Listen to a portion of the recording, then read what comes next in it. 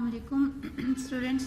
आज का जो आर्टिकल है वो इंतहाई शॉर्ट है मगर इंतहाई इम्पॉर्टेंट आर्टिकल है और उसका नाम है op amplifier as a comparator.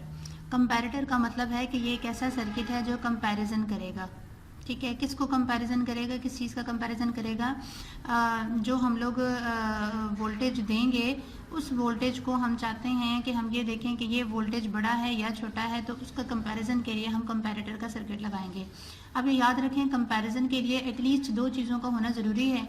तो यहाँ पर भी हम लोग जिस वोल्टेज को कंपेयर करने जा रहे हैं जिसके साथ, तो उन दोनों वोल्टेजेस का होना ज़रूरी है। तो लेट्स स्टार्टेड। ये बेटे एक मैंने ऑप एम्पलीफायर बनाया। ऑप एम्पलीफायर का जो ये फीचर मैं आप बताने जा रही हूँ कि मैंने पहले नहीं बताया क्योंकि ये पहले इसकी ऐसी ज़रूरत नहीं थी। ये याद रखें कि जो ऑप एम्पलीफायर है ये इसको ऑपरेट करने के लिए इसको दो वोल्टेजेस रिक्वायर होते हैं।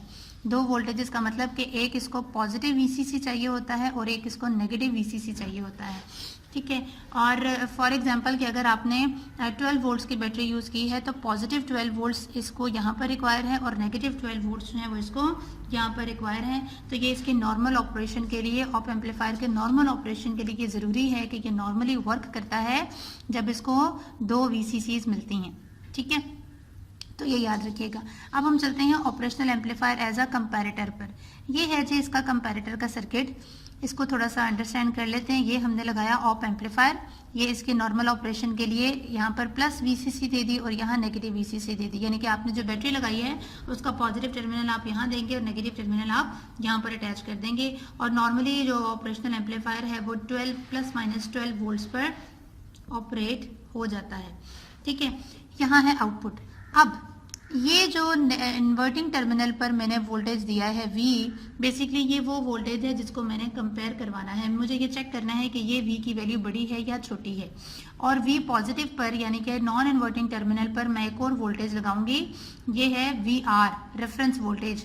रेफरेंस वोल्टेज का मतलब ये वो वोल्टेज है जिसके साथ मैंने इस V को कंपेयर करवाना है, यानी कि VR का मतलब रेफरेंस वोल्टेज या वो वोल्टेज जिसके साथ कंपैरिजन करवाया जाएगा, और V वो वोल्टेज है जिसको कंपैरिजन करवाया जाएगा VR के साथ, ये चेक करने के लिए कि क्या इस V की वैल्यू इस VR से बड़ी है या छोटी है। तो इस नॉन इन्वर्टिंग टर्मिनल पर मैंने क्या किया, मैंने जो अपना वोल्टेज अप्लाई करना है वो एक रियोस्टेट के थ्रू अप्लाई करना है। रियोस्टेट क्यों लगाया हुआ है? क्योंकि रियोस्टेट की वैल्यू को एडजस्ट कर मैं अपने रिक्वायर्ड वोल्टेज को V की वैल्यू को बढ़ा या कम कर सकती हूँ। और ये सर्किट यहाँ पर ग्राउंड हो गया। ठीक है, अब आपने बेटे जो याद रखना है, छोटी सी चीज़ है, थोड़ा सा हिंट भी दूंगी आपको। अगर V की वैल्यू, या अगर आप ऐसे कर लें, अगर V नेगेटिव V पॉजिटिव से बड़ा हो जाए, ये है आपका V नेगेटिव और ये है आपका V पॉजिटिव।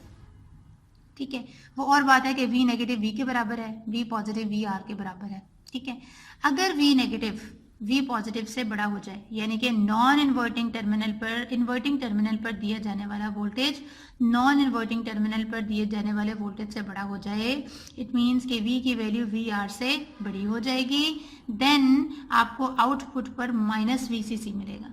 ये आप कैसे याद रखेंगे? याद रखें कि अगर इस नेगेटिव टर्मिनल पर दिए जाने वाला वोल्टेज ज़्यादा होगा तो आपको इसके ऑपोजिट साइड पर जो माइनस VCC है ये आपको आउटपुट पर मिलेगी। और अगर V पॉजिटिव पर दिया जाने वाला वोल्टेज बड़ा होगा तो फिर आपको आउटपुट पर पॉजिटिव VCC मिलेगी। तो यही चीज़ यहाँ लिखी हुई है, if V negative is less than V positive. अगर V नेगेटिव V पॉजिटिव से लेस देन हो जाए, इट मीन्स कि अगर V की वैल्यू VR से लेस देन हो जाए तो आपको आउटपुट पर पॉजिटिव VCC मिलेगा। तो ये दो इक्वेशंस बेटे आपने एज इट इज़ मेमोराइज कर लेनी है। दोबारा से इसको मैं समझा देती हूँ। अगर V नेगेटिव V पॉजिटिव से ज़्यादा हो जाए, इट मीन्स कि V की वैल्यू VR से ज़्यादा हो जाएगी, देन आपको इसके बिल्कुल ऑपोजिट साइड पर माइनस VCC है तो आउटपुट वोल्टेज आपका माइनस VCC के बराबर आएगा। सिमिलरली अगर V नेगेटिव की वैल्यू V पॉजिटिव से लेस देन हो जाती है, इट मीन्स कि V की वैल्यू VR से लेस देन हो जाती है, तो फिर आपको आउटपुट पर पॉजिटिव VCC मिलेगा। तो ये जो इक्वेशन है ये आपने बहुत अच्छे से मेमोराइज कर लेनी है क्योंकि हम इसको अपने नेक्स्ट आर्टिकल में यूज़ करेंगे जिसमें हमने कंपैरेटर को एज अ नाइट स्विच के तौर पर पढ़ना है। अल्लाह हाफिज़।